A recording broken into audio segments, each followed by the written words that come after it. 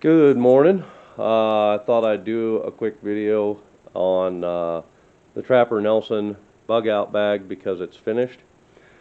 Um, right off the get, it's got a lot of weight to it, the bag itself, which is fine for me because I'm a big guy. I can haul a lot of weight. Um, and I was looking for durability um, and a couple other things. The wood frame that's on it. I wanted that because it's emergency fire starting and it's something that's repairable in the field, um, which was one of the things I wanted to achieve while building a bag rather than just buying a bag. Um, Also, I know exactly how it's built because I built everything on it. I sewed every stitch in it. Um, and because it is made out of recycled GI duffel bags, they're a pretty heavy duty, water resistant material, which I like. Um, and so, yeah, there's, let's see here, big bucket style for the main body of it. It's 2 foot tall, so it's big. And basically, I made it like that because I wanted the bedding and stuff, the wool blanket and the sleeping bag and stuff. I wanted that inside to keep it out of the elements. And I got a big poncho in there I can throw over me and it uh, in inclement weather and be all right. So it'll keep all my bedding and stuff dry and fire starting and all that stuff dry. Um, Another feature I wanted was water to be easily accessible. So right now I've just got this bag. I'll redo it, but it was just one I had laying around in military bag stuff I had, and it's got water bladders. The camel bags, whatever. It's got a couple of those in there. One for fresh water and one for filtered, or yeah, dirty water and filtered water. And then these are also on the side. Uh, Two of those water containers, which can be taken off the webbing and put on a belt if need be, if you wanted to go separate and just haul a bunch of water. And my water is held on with these quick releases and D-rings. So you just unsnap them, the top comes off.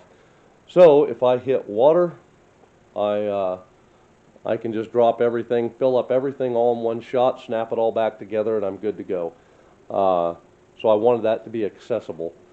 Um, it it is heavy, but I wanted it as an inch bag, not a bug out bag. So the goal is not to slap this on and head for the hills per se in like a hurry. The point is to, if water was bad, or my solar well went out in an SHTF situation and you could no longer supply yourself with water, or the area just got too hot, you can move with this and start again. And that's the whole point of it. So I'm not worried about the weight per se. I'm worried more about durability and capability and redundancy on everything. Um, and so I'm going to leave at my leisure, not in a hurry per se. Um, anyway, I like the Trapper Nelson design because you have these little pins here, and you can pull those out, and everything is looped uh, into it. Let's see if I can lay this down. Move. The box was just under it to keep it level for this, but I can come through here and pull these pins, and these pins are actually spring steel, something that I salvaged, and I have 3 of them, so in case I lose one, I've still got one. And because they're spring steel, if you needed to utilize one as like a drill bit or some sort of metal in the field, it's something you can use. And then when you pull those pins, the bag itself just rolls right off of it.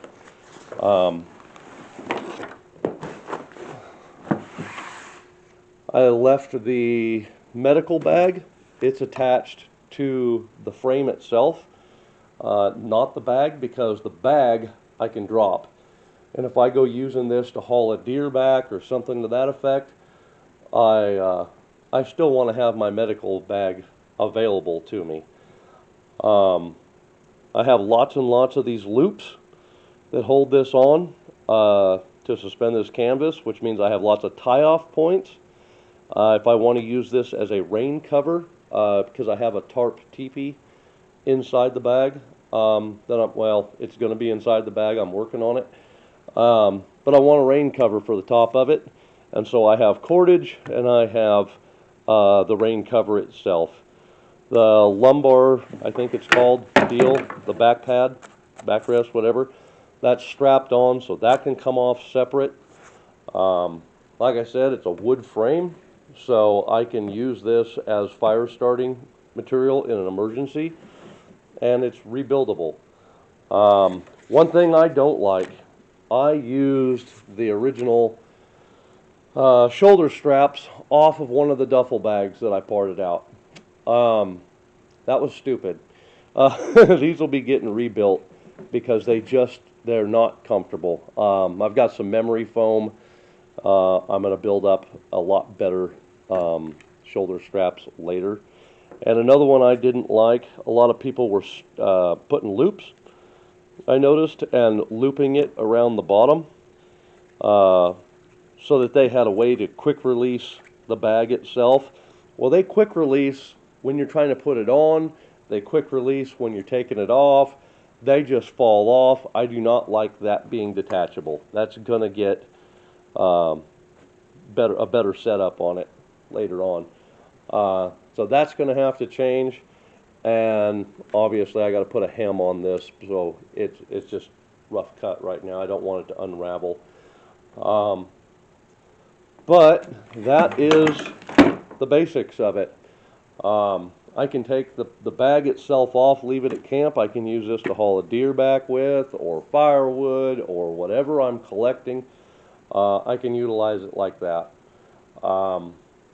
And it's all repairable.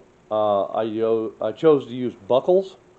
That was one I forgot. I chose to use buckles as opposed to zippers because zippers, I don't want them, if they fail out in the field and you're hiking along and your stuff is shaken out along a ravine, you may not notice it for 2 miles. You know, so I wanted the buckles because I don't want to have to deal with that mess if they fail on me. So there's that. But I'm pretty happy with it. I feel it's pretty durable. I'm content with what I've got done. It doesn't look pretty by any means, but you know, I know what's in it, and I know what it's capable of, and it's stout, and I like that. So hopefully that gives somebody an idea. Have a good one. Bye.